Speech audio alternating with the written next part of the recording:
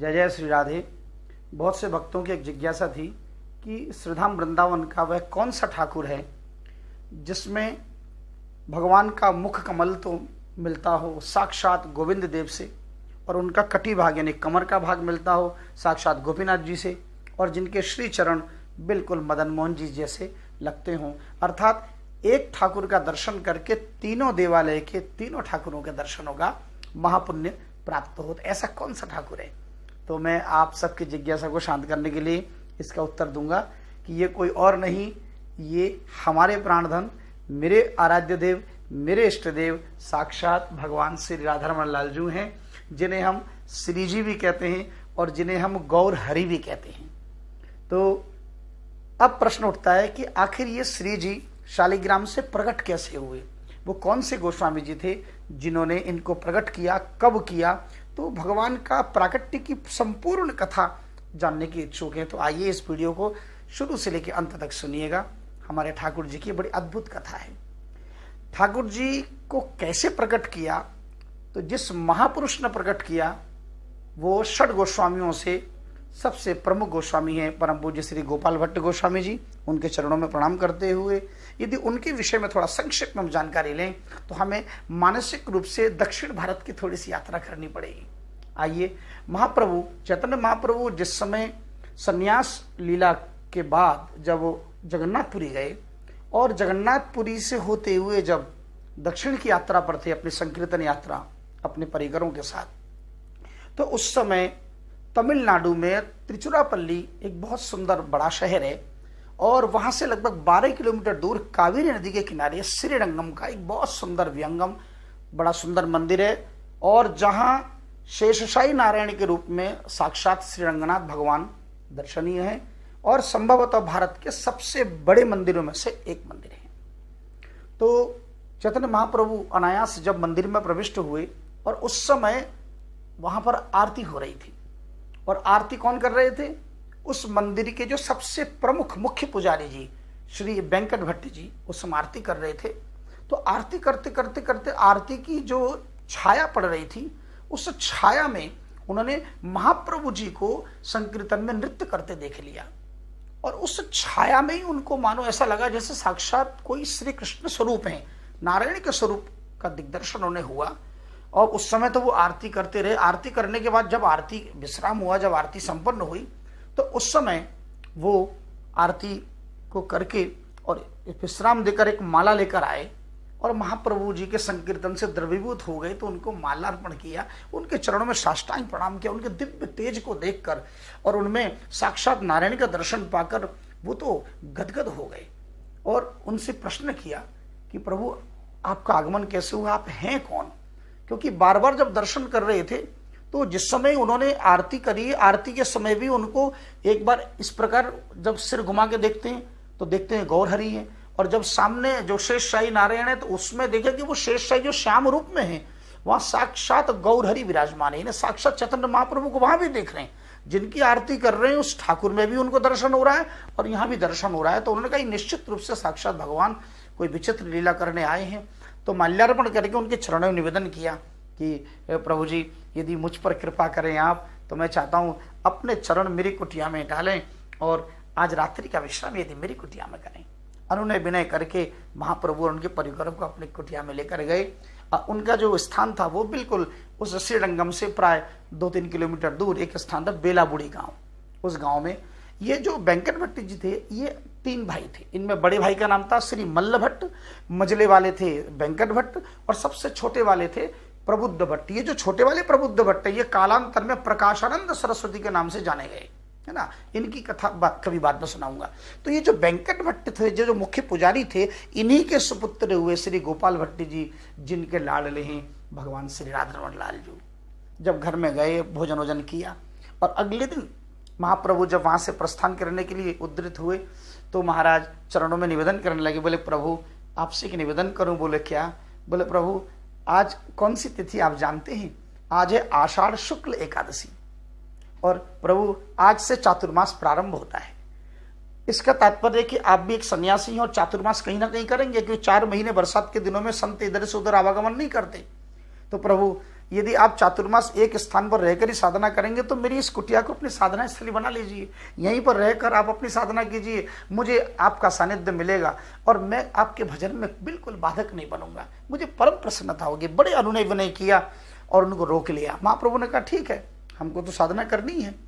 तो 4 महीने के लिए उनकी कुटिया में रुके और वहीं संकीर्तन, सुबह शाम संकीर्तन करते, नगर यात्रा करते और उसके बाद भिक्षा के लिए निकलते। बड़ा आनंद आता, नित्य प्रति कावेरी का स्नान करते महाप्रभु। तो लेकिन जैसे ही उन्होंने अपनी सहमति दी और उनका पद प्रक्षालन किया तो चरण धोकर सब लोगों को जल दिया, तो जितना जो बचा हुआ जल था वो सारा चरणामृत गोपाल भट्टी जी उस समय 11 वर्ष के थे, घटाघट सब पी गए। अब देखिए, जिनके चरणों का चरणोदक पिया हो साक्षात नारायण का, तो उनका मन भक्ति से ओतप्रोत हो गया। आज मानो आज आंदोलित हो गया उनका पूरा हृदय।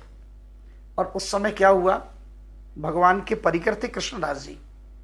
तो जिस समय चैतन्य महाप्रभु थोड़ा विश्राम करते, भजन में लीन होते, उस समय कृष्णदास जी के पास जाके बैठ जाते गोपाल भट्टी जी और एकांत में बैठकर पूछते, प्रभु अब मुझे अधिक से अधिक चैतन्य महाप्रभु के विषय में बताइए ना, ये गौरांग महाप्रभु इनका आविर्भाव कहाँ हुआ, कैसे हुआ। तो एक एक लीला उन्होंने सुना दी कि किस प्रकार उन नदिया बिहारी कहलाए, किस प्रकार उनकी दिव्य अलकावली से युक्त उनका जो दिव्य आभा मंडल है, किस प्रकार घुंघरा लिलट हुआ करते थे एक समय, और किस प्रकार उस दिव्य स्वरूप में उन्होंने जगाई मधाई का उद्धार किया, किस प्रकार काजी का उद्धार किया, किस प्रकार संकीर्तन के माध्यम से पूरे नगर के भक्तों को उन्होंने द्रवीभूत किया, और किस प्रकार उनका विवाह हुआ, किस प्रकार विष्णुप्रिया का त्याग करके संन्यास लिया। विरह लीला का वर्णन करते हुए आज गोपाल भट्टी जी को मानो समाधि लग गई। और आज गोपाल भट्टी जी जब ये पूरी कथा सुनकर जब रात्रि में सोए तो उनको स्वप्न में पूरे नदिया लीला, पूरे जो नवद्वीप लीला का दिग्दर्शन हो गया और रोने लगे, व्याकुल होने लगे कि हे भगवान, मैं अभागा क्यों। आज ये जो उनका जो ये मंडित अवस्था में जो मुझे ये मस्तक का दर्शन हो रहा है, यदि उस समय सुंदर अलकावली से युक्त उनका दिव्य चेहरे का दर्शन मैं क्यों नहीं कर पाया। इस प्रकार विलाप करते हुए भागते हुए अर्धरात्रि में चैतन्य महाप्रभु के कक्ष में गए और वहां कक्ष में जाकर जब रुदन करते हुए साष्टांग प्रणाम किया तो देखे तो शेष शैया के रूप में उनकी जो शैया पर साक्षात नारायण का दर्शन हो रहा है। फिर कभी प्रणाम करते हैं तो फिर नदिया बिहारी के रूप में, गौरांग महाप्रभु के रूप में, तो कभी नारायण के रूप में, कभी महाप्रभु के रूप में, कभी सन्यासी के रूप में, अलग अलग रूप का दर्शन हुआ और खूब बिलक बिलक कर रो पड़े। महाप्रभु जागृत हुए। महाप्रभु बोले, पगले रोता क्यों। बोले, प्रभु मैं आपका बालक हूं, आप मुझे छलो मत। हे नारायण, आप मुझे अपने उस असली स्वरूप का मुझे दर्शन करा दो प्रभु। मैं एक बार आपके उस दिव्य संकर्षण रूप का दर्शन करना चाहता हूं। भगवान मुझे आप अपने उस स्वरूप का दर्शन कराओ। इस प्रकार जब अनुनय विनय करने लगे तो भगवान ने अपना दिव्य दर्शन कराया, अपने प्रकट उन्होंने अपने स्वरूप जो दिव्य चतुर्भुज रूप का दर्शन करा दिया और कहा, सुनो इस रूप का तुम किसी के साथ चर्चा मत करना, ठीक है। बोले, प्रभु तो मेरे लिए क्या आदेश है भगवान, आप मुझे बताइए। बोले, चिंता न करो, है मैं तुमको वचन देता हूं कि तुम्हें वृंदावन का वास मिलेगा, भगवान श्याम सुंदर का सानिध्य मिलेगा और मैं एक दिन तुम्हें राधारमण के रूप में दर्शन देने वृंदावन में अवश्य आऊंगा, ठीक है। तब तक तुम यहीं रहकर साधना करो, भजन करो, अपने माता पिता की सेवा करो। इस प्रकार से भगवान ने अपना रूप दर्शन करा के आदेश दिया और देखते ही देखते देखते देखते 4 महीना बीत गए। ये घटना 4 महीना बीतने के ठीक एक रात्रि पहले की घटना है। अगले दिन भगवान महाप्रभु वहां से प्रस्थान हो गए और जब प्रस्थान होने लगे तो उनके पिताजी वेंकट भट्टी जी चरणों में गिर पड़े। बोले, प्रभु मेरे लिए कोई आदेश हो तो बताइए, इन 4 महीने में मुझसे कोई भूल त्रुटि हुई तो मुझे क्षमा कर दीजिए, अब जाते जाते मुझे आदेश दीजिए। तो भगवान ने कहा, बोले अच्छा ठीक है, मैं तुम्हें 2 आदेश देना चाहता हूं। बोले, कौन कौन से। बोले, नंबर 1, ये जो बालक है तुम्हारा 11 वर्ष का गोपाल, इसे शास्त्रों का अध्ययन कराओ, वेदों का अध्ययन कराओ और खूब इसे वैदिक वांग्मय में निष्णात विद्वान बनाओ। और दूसरा, ये बालक मेरा है, तुम्हारा नहीं है, इसलिए अनासक्ति के भाव से इसको पालना और एक दिन इस बालक को वृंदावन की यात्रा करनी है, ध्यान रखना। बस ये 2 आज्ञा का पालन करो। ऐसा बोलते हुए महाप्रभु वहां से आज निकल पड़े। और देखिए, महाप्रभु ने ब्रज की 2 यात्रा की, एक प्रत्यक्ष यात्रा करी, एक अप्रत्यक्ष यात्रा करी। प्रत्यक्ष यात्रा तो उन्होंने एक बार करी केवल, लेकिन अप्रत्यक्ष यात्रा उन्होंने राधारमण लाल के रूप में दूसरी बार किया, क्योंकि राधारमण जी कोई और नहीं, साक्षात गौर हरि ही, इसीलिए हम लोग राधारमण जी को गौर हरि भी कहते हैं, है ना। ये श्याम सुंदर भी है, ये गौर सुंदर भी है, दोनों हैं। इसीलिए तो कहा गया कि श्री गौरांग आज्ञा दिलो श्री गोस्वामी रे, शालिग्राम शिला तुम्ही देखिवे हरि रे। शालिग्राम के रूप में श्री हरि तुम्हें दर्शन देंगे, ऐसा आदेश लेकर आज महाप्रभु चले गए। और महाप्रभु के जाने के 20 वर्ष बाद, कुछ वर्ष बाद माता पिता दोनों जब भगवान के धाम चले गए, तो लगभग 20 वर्ष बाद गोपाल भट्ट जी आज वृंदावन की यात्रा किए और ब्रिज में आए। जैसे ब्रिज में आए तो रूप सनातन गोस्वामी ने पत्र लिखा महाप्रभु को कि आपका जो दास है वो ब्रिज में आ चुका है। उधर से महाप्रभु जी ने किसी सेवक के हाथ में गोपाल भट्टी जी के लिए 3 वस्तु भेजी, 3 निशानी भेजी, अपने 3 प्रसादी भेजी। कौन कौन सी? एक तो कौपीन जो संत लोग पहनते हैं, और एक कटी की डोरी जो कमर में बांधते हैं, और दूसरा भजन का एक आसन पट्टा जिस पर बैठ के लोग संध्या वंदन करते हैं। तो ये तीनों जब भेजी तो गोपाल भट्टी जी को जो प्राप्त हुआ, तो गोपाल भट्टी जी ने भगवान का ये प्रसादी पाकर पूरे ब्रजमंडल में जैसे उत्सव हो गया हो, आनंद उत्सव मनाने लगे। गोपाल भट्टी जी तो खुशी के मारे पागल हो गए और उन तीनों की पूजा करने लगे। लेकिन फिर दोबारा रूप गोस्वामी ने कहा, बोले देखो महाप्रभु ने ये पूजा के लिए नहीं, तुम इनको स्वीकार करो, इन पर बैठकर तुम इन्हें धारण करो, इनको धारण करो और इन पर बैठकर तुम भजन करो भगवान का। तब गोपाल भट्टी जी ने उनकी आज्ञा का पालन किया और पालन करके उनको भगवान महाप्रभु जी ने स्वप्न में आदेश दिया कि तुम्हें मुक्तिनाथ, यानी जहां गंडकी नदी का उद्गम स्थान है वहां की यात्रा करनी है। और आज उस आदेश को पाकर, ये जो आदेश उनको प्राप्त हुआ, ये आदेश संवत 1500 समझ लीजिए 90 की घटना है कि उसके ठीक 9 वर्ष बाद भगवान शालिग्राम से प्रकट हुए। तो संवत 1590 में उन्होंने सहारनपुर के पास एक स्थान है देववृंद, जिसे आजकल हम लोग अपभ्रंश में देवबंद कहते हैं। मैं कई बार गया हूं वहां भागवत करने। तो देववृंद के एक गौड़ीय ब्राह्मण परिवार ने उनका बड़ा दिव्य स्वागत किया, आतिथ्य किया। और उसी परिवार का इकलौता बालक था गोपीनाथ। वो गोपीनाथ उनकी सेवा में अर्पण कर दिए गोपाल भट्टी जी के। तो गोपाल भट्टी जी जब यात्रा करके लौटे तो उस बालक को लेते हुए आए।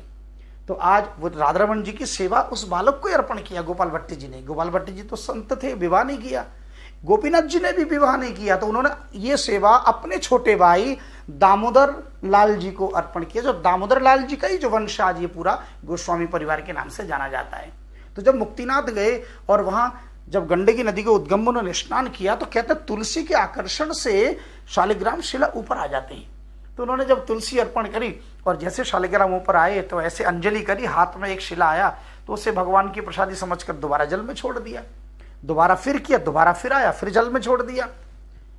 उन्होंने कहा कि एक विशेष शिला के रूप में जब भगवान दर्शन नहीं देंगे तब तक मैं स्वीकार नहीं कर सकता। और जब तीसरी बार महाराज तुलसी अर्पण करने लगे तो उन्होंने बड़े भाव विभोर होकर हा गौर हा गौर हा गौर करके जब पुकारने लगे तो एक एक करके एक साथ 12 शालिग्राम शिला जब उनके अंजलि में आए और उस समय उन 12 को उन्होंने मस्तक से लगाया। गौर कृपा समझकर उन्हीं को लेकर आज चले आए। और वृंदावन में केसी घाट के निकट एक छोटी सी कुटिया में उन्होंने एक टोकरी में रखकर पूजा करते थे।